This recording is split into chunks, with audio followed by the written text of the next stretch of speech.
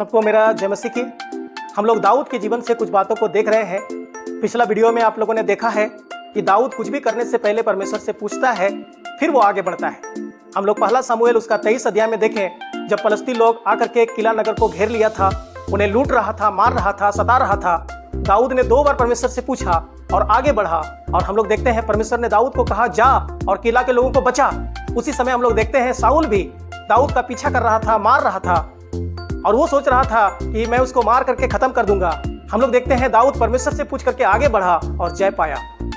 प्यारो, आज हम लोग एक दूसरा वचन देखने जा रहे हैं जो बहुत साल के बाद का घटना है। हम लोग कई बार ऐसा सोचते हैं कि एक ही घटना शायद वहीं पर होगा जो परमेश्वर से दाऊद ने पूछा और आगे बढ़ा।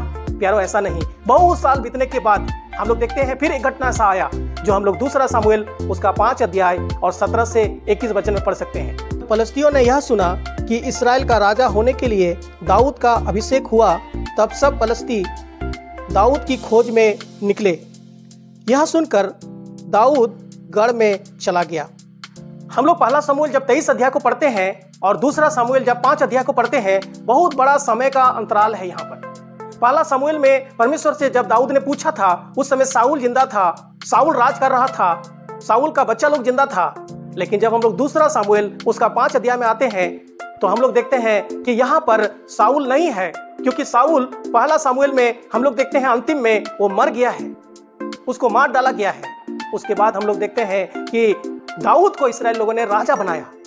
जब फलस्तियों ने सुना कि उसको राजा बनाया है, तो जैसे साउल को मारा था उसी प्रकार से दाऊद को मारने के लिए भी वो लोग आ गया। उस समय इस बात को सुन करके हम लोग देखते हैं दाऊद किला को चला गया। क्यों चला गया?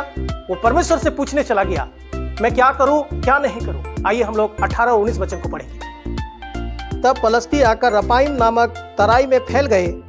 तब दाऊद ने यहोवा से पूछा, क्या मैं फलस्तियों पर चढ़ाई करूं? क्या तू उन्हें मेरे हाथ कर देगा? यहोवा ने दाऊद से कहा, चढ़ाई कर, क्योंकि मैं निश्चय फलस्तियों को तेरे हाथ कर दूंगा। हम लोग देखते हैं कि फलस्ती लोग आकर के रपाइम नामक जगह में फैल गया, चारों बगल से घेर लिया ताकि वो इस्राएलियों को मारे, वो दाऊद को मारे। जैसे उसने साउल को मारा था, उनके बच्चों को मारा था, उसी प्रकार से इन्होंने सोचा इन लोग को भी मारेंगे। और हम लोग देखते हैं कि दाऊद किला को चले गए और वहां जाकर के परमेश्वर से पूछे, क्या मैं फलस्तियों को मारूं? क्या इन्हें तू मेरे हाथ में कर देगा? परमेश्वर ने जवाब दिया दाऊद को, निश्चय मैं इन्हें तेरे हाथ में कर दूंगा, तू चढ़ाई कर, तू जा, मैं निश्चय कर दूंगा। और हम लोग देखते हैं परमेश्वर जब इसको बोला, ये आगे बढ़ा। आइए हम लोग आगे का वचन में पढ़ेंगे। तब दाऊद बाल परासीम को गया और दाऊद ने उन्हें वहीं मारा। तब उसने कहा, यहोवा मेरे सामने होकर मेरे शत्रुओं पर जल की धारा के समान टूट पड़ा है। इस कारण उसने उस स्थान का नाम बाल परासीम रखा, यानी टूट पड़ने वाला प्रभु। प्यारो, हम लोग देखते हैं कि परमेश्वर ने बोला कि निश्चय मैं उन्हें तेरे हाथ में कर दूंगा। निश्चय बहुत साल पहले दाऊद ने पूछा था और आगे बढ़ा था और आशीष पाया था। परमेश्वर उसके साथ खड़ा होकर के वो जय दिया था। उसको विश्वास था कि परमेश्वर वैसा ही करेगा। जब चारों बगल से घेर लिया, फैल गया, मारने आ गया। अभी साउल राजा नहीं है, दाऊद स्वयं राजा बन गया। पूरा इस्राएल का वो राजा है, कितना भी लोगों को ले जाकर के वो जय पा सकता है। लेकिन उसने अपना बुद्धि का सहारा नहीं लिया, उसने अपनी समझ का सहारा नहीं लिया, उसने अपना दिमाग नहीं लगाया। वो परमेश्वर के पास में गया, परमेश्वर से पूछा, क्या मैं उस पर चढ़ाई करूं? क्या तू उन्हें मेरे हाथ में कर देगा? परमेश्वर ने बोला, निश्चय मैं उन्हें तेरे हाथ में कर दूंगा। और हम लोग देखते हैं कि दाऊद जाकर के उन्हें मारा और दाऊद ने कहा कि मेरे शत्रुओं पर जल की धारा के समान प्रभु टूट पड़ा है, और हमें जय दिया। और हम लोग देखते हैं कि सब लोगों को मार डाला और उनका जो भी था सब लेकर के दाऊद के जन अपने यहाँ ले आए। प्यारो, हम लोग देख पाते हैं बहुत साल पहले जो दाऊद के जीवन में जो गुण था, परमेश्वर से पूछ करके करने वाला, वही गुण हम लोग देख पाते हैं साउल मरने के बाद भी।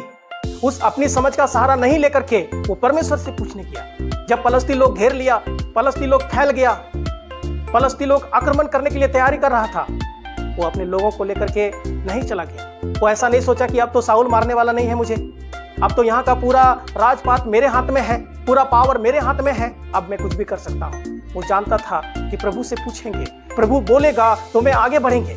प्यारो, हम लोग देखते हैं इन्होंने पूछा और आगे बढ़ा और बहुत बड़ा जय प्राप्त किया। परमेश्वर वहां खड़ा होकर के उन लोगों को मारा, जल के समान टूट पड़ा। और बहुत बड़ा आशीष मिला।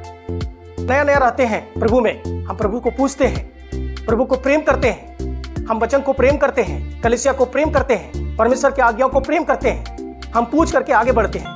लेकिन जैसे जैसे हम लोग पुराना होने लगते हैं, फिर हम अपना दिमाग लगाने लगते हैं, परमेश्वर से पूछना बंद कर देते हैं, बातें करना बंद कर देते हैं, बाइबल पढ़ना बंद कर देते हैं, कलीसिया जाना बंद कर देते हैं, फिर अपना दिमाग लगाते हैं। प्यारो, हम लोग यहाँ पर यही बात को सीख पाते हैं कि दाऊद के जीवन में जो पहले गुण था साउल का टाइम में, अभी भी देखते हैं वही गुण है, वही रिश्ता है, वही पूछना है, उसी पे पूछ के आगे बढ़ना है, वो जय पाया। प्यारो, कुछ भी हो जाए, अपने जीवन के बारे में, अपने परिवार के जीवन के बारे में, बच्चों के जीवन के बारे में, अपने भविष्य के बारे में हमेशा परमेश्वर को पूछिएगा, परमेश्वर को पूछ के आगे बढ़िएगा। अब हम मसीह जीवन में बहुत गिर जाते हैं, क्यों? इसका एक ही कारण है कि हम परमेश्वर से पूछना बंद कर देते हैं, अपना दिमाग लगाना ज्यादा करते हैं। प्यारो, हमेशा परमेश्वर को पूछिएगा, आपके पास कुछ भी हो जाए, कितना साल भी हो जाए, आप हमेशा परमेश्वर को पूछ के आगे जाइएगा। आप देखिएगा बहुत बड़ा आशीष, बहुत बड़ा विजय आपको मिलेगा। प्रभु इन सारे वचनों के द्वारा हमें आशीष दे। अभी और भी बातें आ रहा है जो इससे भी बहुत ही गंभीर है, दिल को चीरने वाला है, खुशी से भरने वाला है। आप जरूर देखिएगा। सुनने के लिए आप सबको बहुत बहुत धन्यवाद।